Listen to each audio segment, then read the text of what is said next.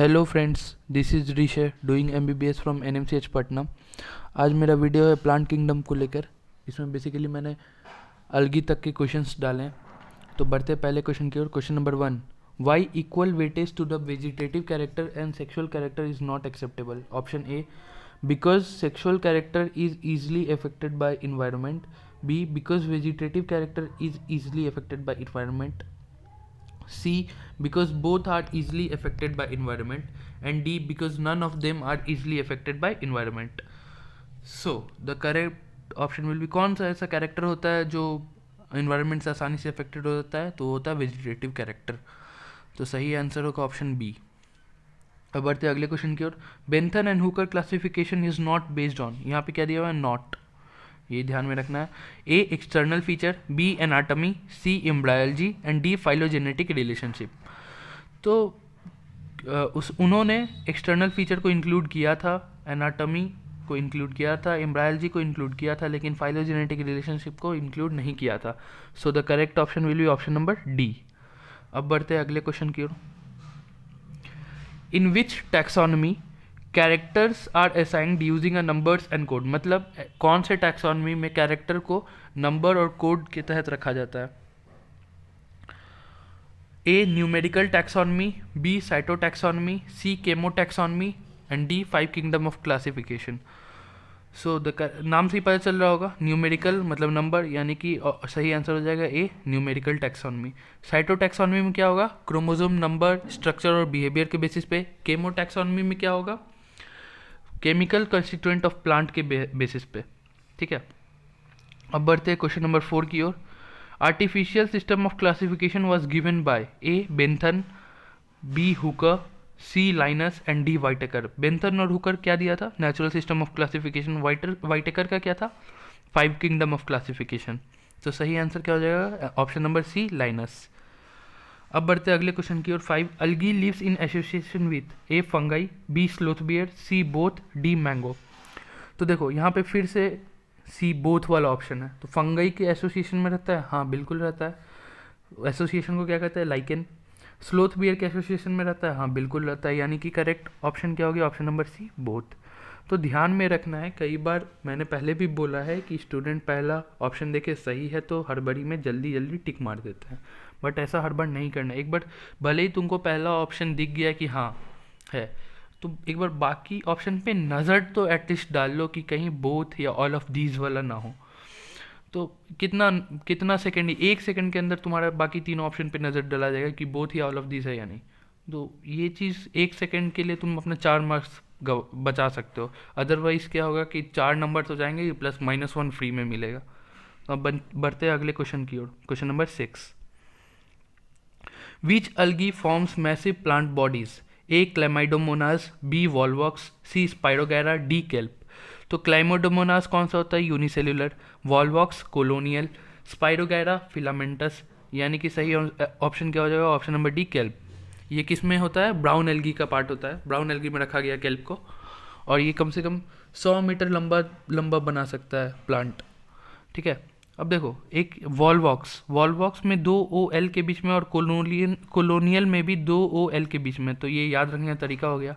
अब spirogyra filamentous होता है, तो देखो स्पाइरोगायरा का पहला 4 लेटर स्पायर वायर, ऐसा मतलब बन रहा है ना, राइमिंग। स्पायर वायर कैसा होता है, फिलामेंट। तो याद रखने में आसानी हो गया। अब भाई तुमको कोलोनियल याद हो गया, फिलामेंटस याद हो गया, तो यूनिसेल्युलर क्लेमाइडोमोनास तो याद कर ही लोगे। अब बचता है question number 7, which algae shows both isogamy and anisogamy. पहले आइसोगैमी क्या होता है, एनिसोगैमी क्या होता है। आइसो मतलब इक्वल, एक जैसा। तो आइसो मतलब अगर एक जैसा होता है यानी कि उसके गैमेट जो होंगे एक जैसे होंगे, सिमिलर इन साइज होंगे। जबकि एनिसोगैमी में ठीक इसका उल्टा होगा कि गैमेट जो होगा वो अनइक्वल इन साइज होगा, एक जैसे नहीं होंगे। तो ऑप्शंस क्या है, A, Spirogyra, B, Chlamydomonas, C, Volvox and D, Fucus. तो क्लेमाइडोमोनास ही एक लौता ऐसा एल्गी है जिसमें आइसोगैमी भी होगा और एनिसोगैमी भी हो गया। तो ऑप्शन बी हो जाएगा सही आंसर।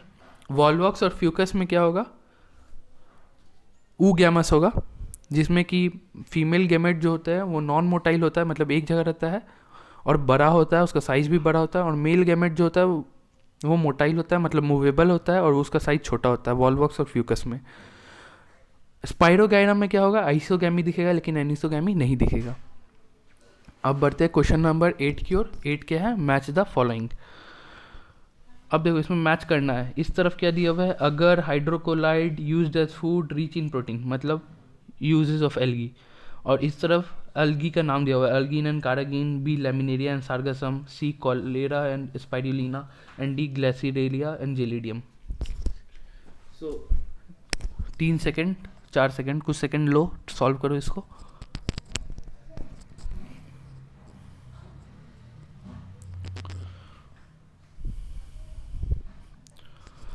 तो अब देखते हैं, अगर अगर का यूज़ क्या होता है आइसक्रीम और जेली बनाने में, ठीक है।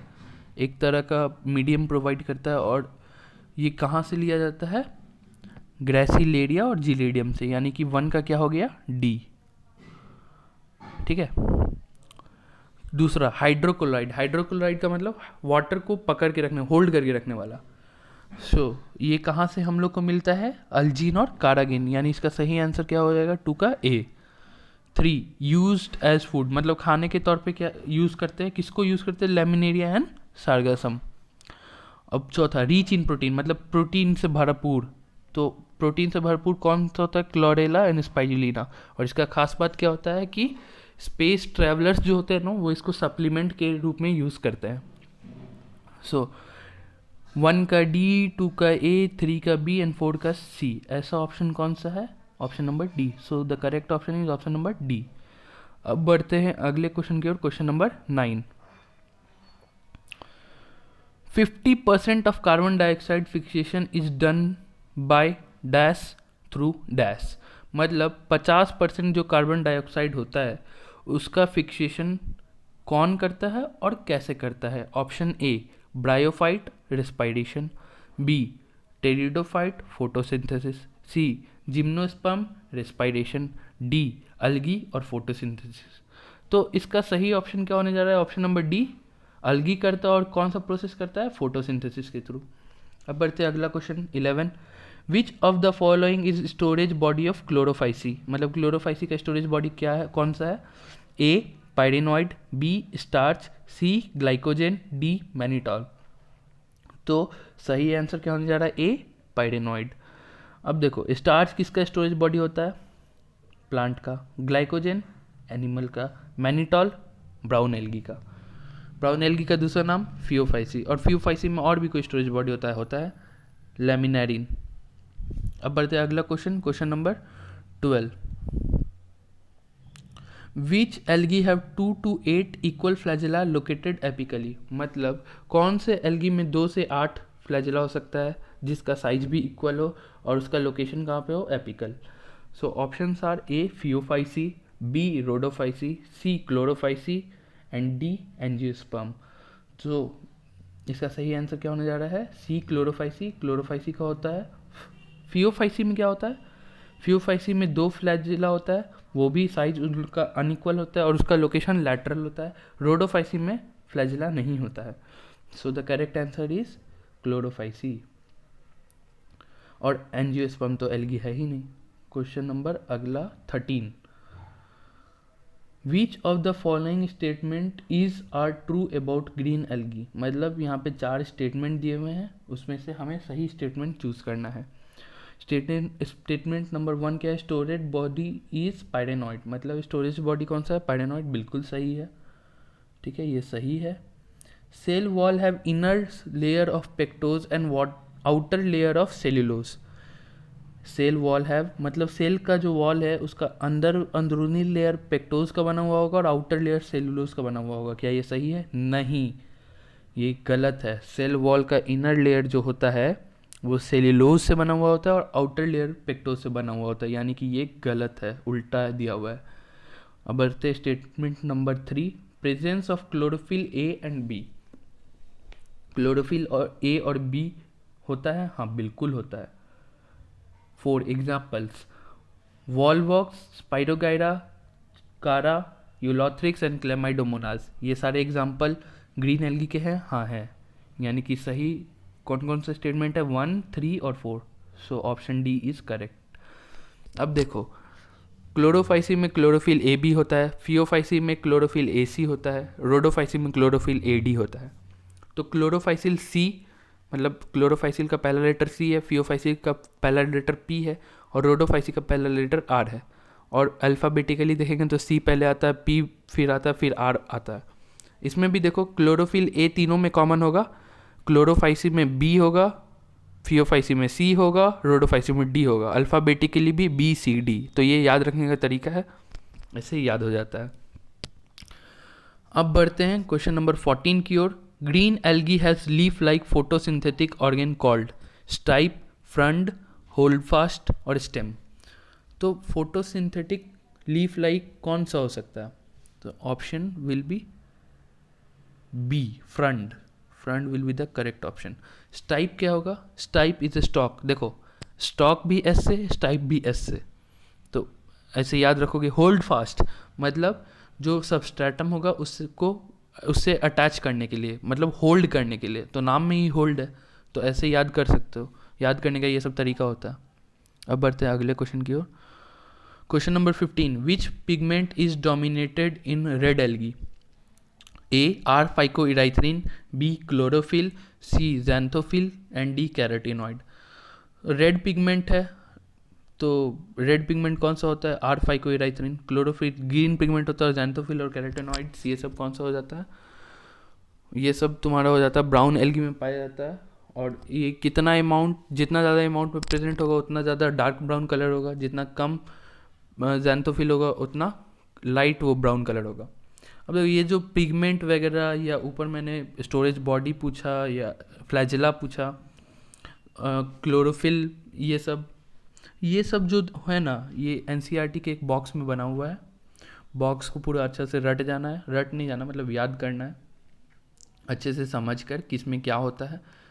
तो क्योंकि तुम जितना टाइम टेक्स्ट पढ़ने में लगाओगे उसमें मतलब उसका 1/4 टाइम में तुम ये बॉक्स से रिवीजन कर सकते हो, मोटा मोटा बात।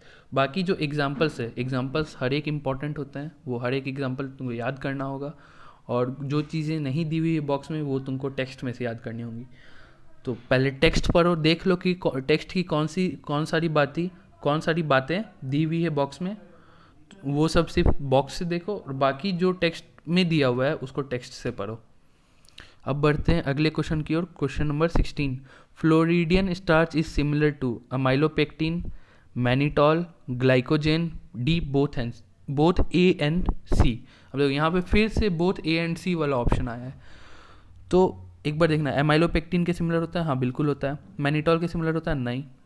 ग्लाइकोजेन के सिमिलर होता है? हाँ बिल्कुल होता है। So the correct option will be option number D. अब बढ़ते अगले क्वेश्चन की ओर। Red algae is found at on the surface of water, close to the surface of water, at the bottom of the sea and at the great depth in the ocean।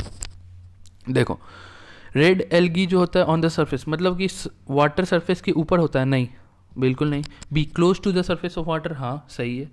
C at the bottom of the sea मतलब sea के एकदम जमीनी स्तर पे? नहीं होता है। At the great depth in the ocean मतलब बहुत ही ज़्यादा गहराई में, हाँ होता है। सो यहाँ पे दो ऑप्शन सही है, बी और डी। देखो, पिछले 2 साल में या कई बार नीट में ऐसा होता है कि 2 ऑप्शन सही आते हैं और बच्चे कंफ्यूज हो जाते हैं कि दोनों लगाएं कि कौन सा लगाएं कौन सा नहीं लगाएं। तो इसमें क्या देखना, अगर दोनों ऑप्शन बिल्कुल सही है और दोनों की एक्यूरेसी मतलब दोनों ही इक्वली है, मतलब कैसे, जैसे मैंने पहले वीडियोस में कहा था कि मोस्ट एक्यूरेट, तो अगर दोनों ही मोस्ट एक्यूरेट आंसर है तो कोई भी एक लगाओगे तुमको नंबर मिल जाएगा। बी भी लगाओगे तो भी नंबर मिलेगा, डी भी लगाओगे तो भी नंबर मिलेगा। दोनों में से कोई एक लगा दो तुमको नंबर मिल जाएगा, दैट्स इट। सो आज का वीडियो में बस इतना ही। कल के वीडियो में डालूंगा ब्रायोफाइट और टेरिडोफाइट के क्वेश्चंस। सो अगर वीडियो पसंद आई है तो लाइक करें, सब्सक्राइब करें और शेयर करें। Thank you.